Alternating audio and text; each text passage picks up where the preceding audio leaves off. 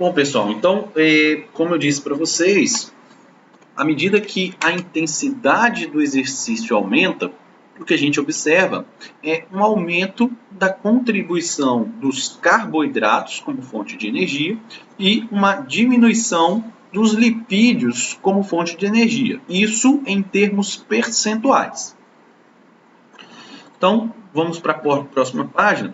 Vamos entender que contribuição percentual não significa que a quantidade de calorias utilizada também vai ser maior na caminhada para, por exemplo, uma corrida. É possível que, mesmo que a contribuição percentual numa corrida a partir dos lipídios seja menor, a quantidade total em calorias seja maior. E é isso que eu vou tentar explorar aqui com vocês. Então, aqui está mostrando percentual de energia a partir de lipídios e carboidratos. E aqui está mostrando a intensidade do exercício. Então, aqui eu destaquei aqui um exemplo de uma caminhada a 2 milhas por hora, onde a contribuição percentual de carboidratos é em torno de 20% e a contribuição de lipídios para essa intensidade, a caminhada, é 80%. Ou seja, em termos percentuais, eu estou utilizando mais lipídio do que carboidratos numa caminhada. Quando eu vou para uma atividade como uma corrida, a 9 milhas por hora, que é algo em torno aí de 13, 14 quilômetros, não sei bem exatamente, né?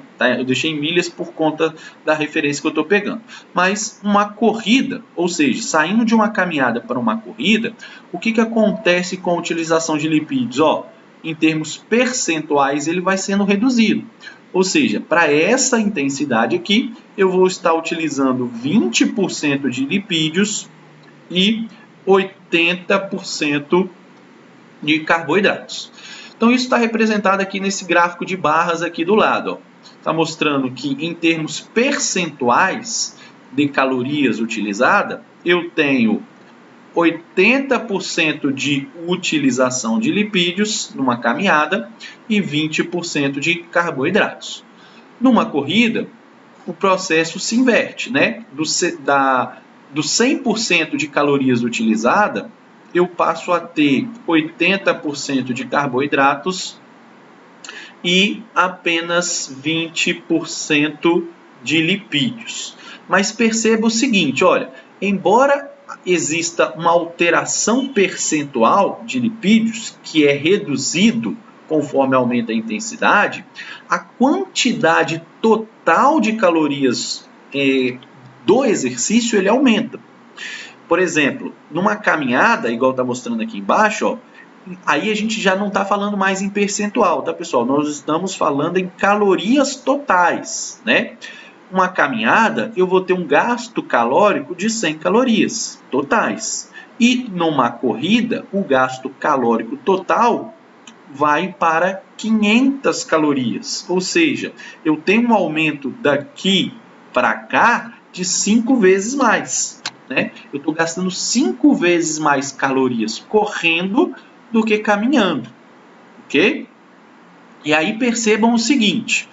Bom, embora a contribuição percentual de lipídios seja menor, em termos de unidade, em termos de calorias, ou seja, quanto representa 20% de lipídios num total de 500 calorias gastas?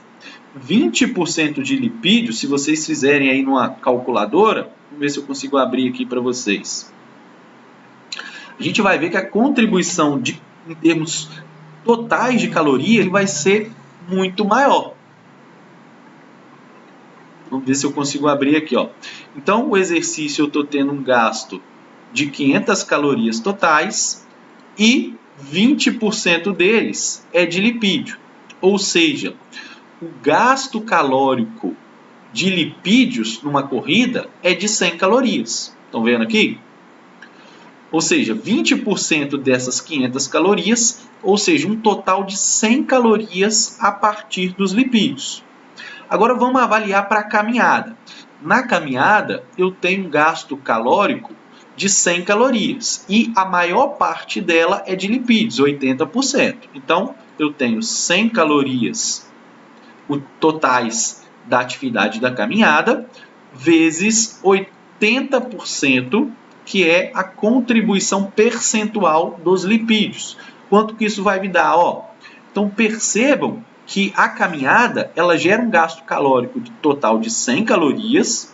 Desses 100 calorias, 80% é dos lipídios, o que representa um total de 80 calorias de lipídio. Ou seja, embora em termos percentuais eu esteja utilizando mais lipídio, a caminhada vai utilizar 80 calorias apenas de lipídio.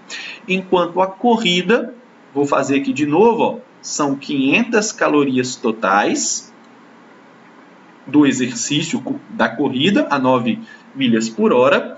Desses 500 calorias, 20% é de lipídio, certo? 20% aqui é de lipídio, o que me dá um total de 100 calorias de lipídio.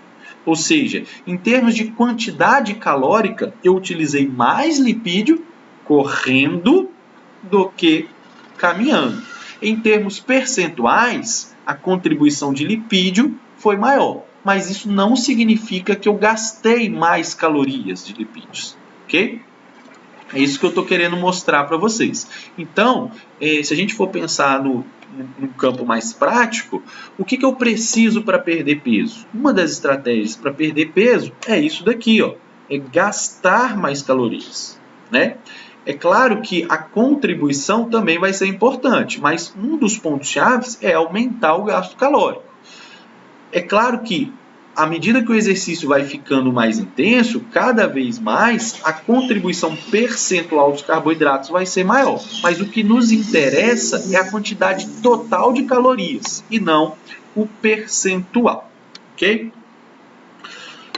Bom, essa tabela aqui, ela está mostrando aqui, estimativa do percentual da contribuição de diferentes fontes de combustível para gerar ATP em vários eventos de corrida. Então, aqui estão listados os eventos, aqui estão listados a contribuição dos sistemas energéticos de contribuição de ATP. Então, o primeiro sistema energético aqui é o sistema anaeróbio alático, fosfocreatina. O segundo sistema é a via anaeróbia lática. Lembra que a anaeróbia lática utiliza glicogênio, mas o glicogênio também pode ser utilizada de forma aeróbia, né? Então, contribuição dos carboidratos de forma aeróbia, contribuição dos carboidratos a partir da glicose no sangue ou do fígado, e, por último, a utilização dos lipídios para geração de ATP. Então, percebam que essa utilização de lipídios como fonte de energia, ela vai aparecer aqui no nosso quadrozinho, no evento de maratona. Então, ele está dizendo o seguinte, que uma maratona, hoje uma maratona aí, ela tem sido, pelos atletas, completada aí na casa das 2 horas, 2 horas e 10 minutos. Então, o que ele está mostrando? Que numa maratona, numa prova de 2 horas, 2 horas e 10 de duração, 20% da energia são dos lipídios e os outros 80% dos carboidratos, seja ele aquele carboidrato intramuscular ou daquele carboidrato disponível na corrente sanguínea e no fígado. Percebam que a contribuição maior dos lipídios como fonte de energia, ele vai aparecer, por exemplo, aqui na ultramaratona. A ultramaratona ali, 80 quilômetros. Creio eu que essa ultramaratona deva ser cumprida aí num evento de aproximadamente aí 3, 4, 5 horas de duração. Ele está mostrando que numa atividade física, uma duração de próximo de 5 horas de duração, aí sim eu vou ter uma contribuição mais significativa dos lipídios, ok? E aí, se a gente olhar aqui, por exemplo, uma prova de 100 metros, que tem uma duração próxima aí de 10 segundos, eu praticamente não tenho contribuição aeróbia, é mais a contribuição anaeróbia. 50% anaeróbio alático e 50% anaeróbio lático. E à medida que eu vou aumentando essa distância, há uma tendência para desviar uma contribuição cada vez maior da via aeróbia e quanto mais longo for essa prova, uma contribuição maior dos lipídios como fonte de energia. Bom, então, resumindo o que eu falei até o momento, o que a gente viu? Que quanto mais intenso é o exercício, maior é a contribuição dos carboidratos como fonte de energia. Agora nós vamos olhar para um outro fator que pode também afetar a utilização desses substratos, que é a duração do exercício, né? A duração para uma mesma intensidade, tá? Então vamos lá, ó. Durante o exercício prolongado de baixa intensidade, pode ocorrer um desvio gradual no metabolismo de carboidratos e lipídios. Percebam a diferença desse gráfico, tá? Agora a gente não está falando de intensidade, nós estamos falando de duração, tá? Então, aqui está mostrando, ó, percentual do metabolismo de gordura ou carboidrato para um exercício de baixa intensidade. Lembra, se a gente olhar, ó, baixa intensidade, vou voltar lá na imagem. Num exercício de baixa intensidade, eu tenho contribuição maior de lipídios e menor de carboidratos. Mas será que essa contribuição de lipídios e carboidratos, se o exercício durar por várias horas? Então, imagina que essa situação aqui, ó, é um exercício realizado por meia hora. Daqui 2, 3, 4 horas de exercício, será que essa contribuição permanece o mesmo? Será que a contribuição de lipídios e carboidratos permanece o mesmo? É isso que a gente vai ver. Como é que isso aqui também pode se modificar conforme a duração do exercício aumenta. Tá? Então aqui está mostrando, ó, no exercício, cuja intensidade do exercício ele está mostrando uma contribuição muito parecida de carboidratos, representado aqui pelo quadrado, e bolinha representado pela gordura. Então, ele está mostrando que no exercício onde a contribuição de carboidratos e lipídios é próximo de 50% de cada um. Só que o que ele está mostrando? Que à medida que o exercício vai aumentando também a duração, presta atenção nisso que eu vou falar, ó. O exercício está aumentando a duração, mas para uma mesma intensidade. Vamos dar um exemplo. Imagina que isso aqui seja uma caminhada, por exemplo, a, sei lá, 6 km por hora. Né? É uma caminhada de um exercício de baixa intensidade, mas o que foi feito é aumentar a duração. 20 minutos de exercício, 40 minutos de exercício, 60, 120, 80, 100, 120, ou seja, 2 horas de exercício.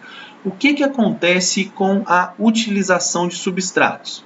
O que a gente percebe? Ó, que à medida que o exercício vai aumentando a duração, eu também tenho uma maior mobilização de gorduras à medida que diminui a utilização de carboidratos. Então, em relação à utilização de substratos, nós temos 2 fatores que podem afetar a utilização de substratos.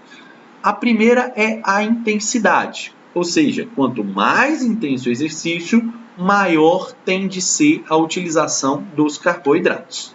Há outro fator que pode afetar a utilização de substratos é a duração, tá? Para uma mesma intensidade, quanto mais tempo durar o exercício, maior tende a ser a participação dos lipídios e menor a dos carboidratos, ok? O terceiro fator que eu ainda não falei, mas que eu vou falar agora, é a disponibilidade de substratos. Então, a gente tem intensidade afetando a utilização de substratos. Quanto mais intenso, mais carboidratos eu vou usar. A duração, então, quanto mais longo for o exercício, maior tende a ser a utilização de lipídios. E o terceiro, a disponibilidade. O que seria essa disponibilidade? Se eu ingerir ou não carboidratos antes ou durante o exercício, que é o que eu vou mostrar para a gente poder finalizar. Bom, isso aqui é só para representar o que eu já tinha mostrado na imagem anterior, né? Aqui está mostrando o percentual de contribuição de lipídios e carboidratos, e aí está mostrando o seguinte, ó, que quanto mais longo é o exercício, há uma diminuição da utilização de glicogênio muscular. A glicose sanguínea ela tende a aumentar, mas de modo geral, o que acontece é uma maior mobilização dos lipídios à medida que aumenta a duração do exercício. E cada vez mais a contribuição dos ácidos graxos plasmáticos na corrente sanguínea vai ser maior à medida que aumentar a duração. Bom, então vamos analisar essa imagem. Então a gente vai poder analisar de como que a disponibilidade de carboidratos vai afetar também a utilização de lipídios e carboidratos durante o exercício. Essa disponibilidade ela pode ser feita, por exemplo, com a alimentação antes do exercício ou a alimentação durante o exercício.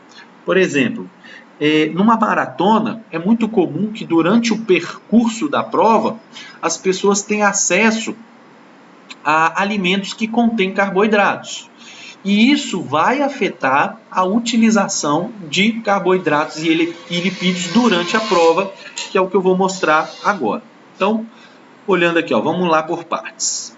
Durante o exercício, com a disponibilidade limitada de carboidratos, os níveis sanguíneos de glicose, figura A, caem progressivamente enquanto o metabolismo de gordura aumenta, figura B. Vou explicar mais à frente. Em comparação ao exercício semelhante com sobrecarga. Então, o que está mostrando nessa imagem aqui? Ó? Ela está mostrando 4 gráficos. Utilização de glicose plasmática, utilização de ácidos graxos, utilização do 3-OH-butirato, que seria a mobilização de proteínas, e a capacidade de trabalho durante o exercício ao longo do tempo. Na linha amarela aqui é a sobrecarga com carboidrato. O que significaria isso? Seria você fazer o exercício e, enquanto você faz o exercício, você recebe a suplementação com carboidrato. Pode ser um suplemento que você está comendo, ou pode ser, por exemplo, uma bebida contendo carboidrato. E na figura rosinha, uma situação onde eu estou fazendo o exercício, mas não estou consumindo nenhum tipo de carboidrato. Ok, vamos olhar aqui então para a primeira figura, a figura A, que está mostrando a quantidade de glicose no sangue nas duas situações, recebendo carboidrato durante o exercício ou não recebendo carboidrato durante o exercício. O que a gente observa em termos de glicose sanguínea? Se eu estou correndo, fazendo uma maratona, por exemplo, e durante a prova eu estou tomando alguma bebida que contém carboidrato, essa bebida que contém carboidrato vai manter os meus níveis de glicose sanguínea alta, né? E quando eu mantenho os meus níveis de glicose sanguínea alta, o que acontece em termos de utilização de lipídios? Ela permanece baixa. Isso significa que se durante uma prova de maratona que tem uma longa duração, se eu fornecer carboidrato ao meu organismo, eu vou diminuir a utilização de lipídio. Também vou diminuir a minha utilização de proteínas. E além disso, eu consigo manter a minha capacidade de trabalho, ou seja, eu consigo manter o meu ritmo de corrida alto. Por quê? Carboidrato é uma fonte importante em provas de longa duração. A depleção dos estoques de carboidrato diminui a capacidade de trabalho. Ou seja, se você durante uma maratona não conseguir manter níveis altos de carboidrato no teu organismo, há uma tendência para você diminuir o seu desempenho. Ou seja, um dos fatores que contribui para a fadiga em atividades de longa duração é a diminuição da utilização dos carboidratos, né? Uma depleção dos estoques de carboidratos vão te levar à fadiga, que é o que está mostrando nessa imagem aqui de baixo. Ó. Uma diminuição do desempenho, do trabalho, em função de uma depleção dos estoques de carboidratos. Agora, se eu não forneço carboidrato, o que acontece? À medida que os músculos vão utilizando glicose, seja ele dentro do músculo ou até mesmo a glicose plasmática, o que eu observo é, ao longo do tempo, uma diminuição da glicose plasmática e, em função disso, se o corpo não está conseguindo utilizar, ressintetizar ATP a partir da glicose, ele vai buscar outras fontes de energia. Quais são essas outras fontes? Por exemplo, lipídios, né? Os lipídios podem servir como substrato para substituir a falta de glicose para a geração de ATP.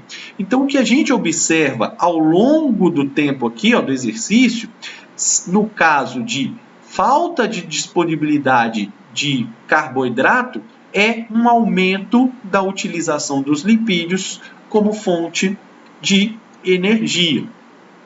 Também observamos que na ausência de carboidratos na corrente sanguínea, eu também, na figura C aqui, ó, eu também utilizo uma quantidade maior de proteínas durante o exercício. Então, resumidamente, o que essa figura está mostrando? Durante uma maratona, se eu consigo fazer a suplementação com carboidratos, eu vou manter os meus níveis de glicose plasmática alta e vou manter o meu desempenho relativamente alto. Agora, se durante a maratona eu não consigo repor essa glicose plasmática, há uma tendência para diminuir a utilização de glicose plasmática, aumentar a mobilização de lipídios e também proteínas, mas em função da diminuição dos estoques da glicose plasmática, eu acabo também diminuindo o meu desempenho. Isso significa que numa maratona, se você não conseguir fazer essa suplementação no meio da prova com esse carboidrato, é muito provável que no fim da maratona, nos últimos minutos dessa maratona, o seu desempenho também diminua. O seu ritmo de corrida também diminua, ok? E aí, para finalizar, vou apresentar aqui para vocês como que a longo prazo o nosso organismo também vai se adaptar à mobilização desses substratos energéticos. Então aqui está mostrando o seguinte, ó, percentual de energia total derivada das fontes de combustível, representadas por carboidratos e triglicerídeos e ácidos graxos plasmáticos durante o exercício prolongado, antes e após o treinamento. Uma coisa interessante a observar é que um atleta treinado, ele tem uma maior capacidade de mobilizar lipídios, que é o que a gente está vendo nesses dois gráficos aqui, ó. Então, antes do treinamento, uma pessoa destreinada, por exemplo, numa prova de longa duração, uma pessoa destreinada, ela vai ter como contribuição energética 58% de carboidratos e o restante como lipídios. Então, uma pessoa que não está treinando para maratona, ela vai utilizar mais carboidratos do que lipídios como fonte de energia. Porém, se você faz um treinamento a longo prazo, se você treina por 12, 24 semanas, existe uma adaptação do seu organismo. De que maneira? A longo prazo, o efeito que a gente observa é que um atleta treinado, durante uma maratona, ele consegue utilizar mais lipídios, 46% de triglicerídeos intramuscular e 16% de ácidos graxos plasmáticos. Ou seja, um atleta bem treinado, a contribuição dos carboidratos durante uma prova de longa duração vai ser de apenas 38%. Enquanto um sujeito destreinado, a contribuição dos carboidratos vão ser 58%. Ou seja, um atleta de maratona, ele utiliza mais lipídios como fonte de energia durante a prova do que carboidratos, enquanto o destreinado utiliza mais carboidratos do que lipídios. Mas o que isso tem de vantagem? Bom, como eu disse para vocês, poupar carboidrato, utilizar primeiro o lipídio como fonte de energia, é uma forma de manter o desempenho. Se você utiliza muitos estoques de carboidrato no início da atividade, é muito provável que no fim da prova você entre em fadiga mais cedo. Então, uma das adaptações que o nosso organismo tem para que eu consiga correr uma maratona mantendo o meu ritmo de corrida é utilizar mais lipídios do que carboidratos, ok? E por que isso acontece? E aí, isso está representado aqui nesse gráfico ao lado. Por que o atleta de maratona ele consegue utilizar mais lipídios? Por vários motivos. Ele tem um aumento do fluxo sanguíneo muscular. Então, o atleta ele tem mais vasos sanguíneos. Existe um processo que a gente vai falar mais à frente, que é a angiogênese. Mais vasos sanguíneos significa um maior fluxo sanguíneo para o músculo. Ele tem um aumento das enzimas que são capazes de mobilizar lipídios, o que facilita a sua utilização de lipídios durante o exercício.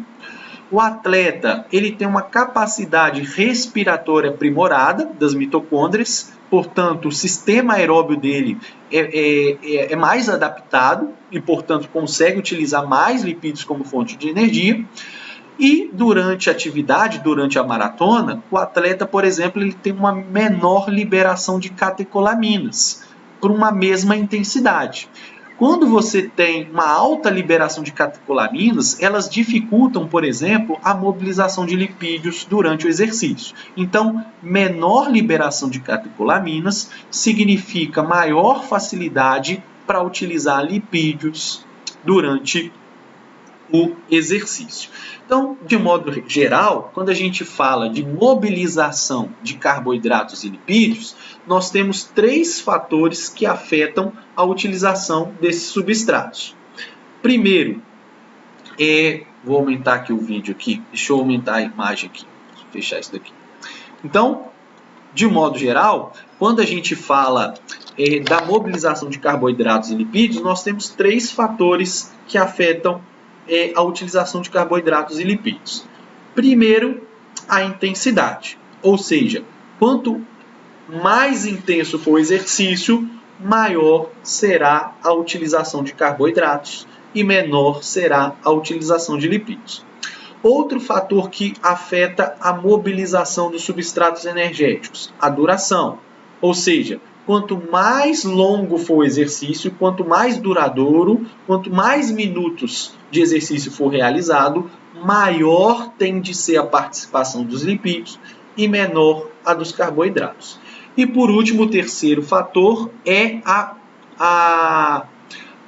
o fornecimento desses substratos. Então, mesmo que numa maratona, que é uma atividade que há uma tendência a utilizar mais lipídios, se durante a prova você conseguir de alguma forma fornecer carboidratos, seja ele comendo algum tipo de alimento durante a prova, ou seja ele a partir de uma bebida que contém carboidratos, se você disponibiliza carboidratos durante a prova, isso tende a retardar a utilização de lipídios e aumentar a utilização de carboidratos. E é uma estratégia útil para quem quer manter o desempenho alto. Isso porque manter os estoques você manter os níveis de glicose sanguínea alta significa também retardar a fadiga. Ok, pessoal? Nós vamos encerrar Então essa é a nossa... nós estamos finalizando aí a nossa unidade 1, que é sobre a parte de bioenergética, ok? Depois, nas próximas aulas, isso agora fica para a semana que vem, caso de fato as aulas tenham que ser nesse modelo virtual. Na próxima unidade, nós vamos começar a falar do sistema nervoso e contração muscular, ok?